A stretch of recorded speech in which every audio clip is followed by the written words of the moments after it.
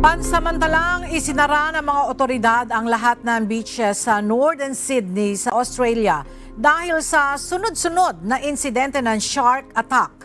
Isang lalaki ang isinugod sa ospital at nasa kritikal na kondisyon dahil sa malubhang pinsala sa binti ng atakihin ng pating, habang isang batang lalaki naman ang nakaligtas matapos kagatin ng pating ang kanyang surfboard. Ayon sa mga eksperto, ang matinding pag-ulan nitong mga nakaraang araw ay nagdulot ng malabong tubig sa dagat at sewage runoff na umaakit sa mga isda at pating, partikular sa mga bull sharks. Sinabi ng mga otoridad na mananatiling sarado ang mga beach hanggang sa matiyak ang kaligtasan ng publiko.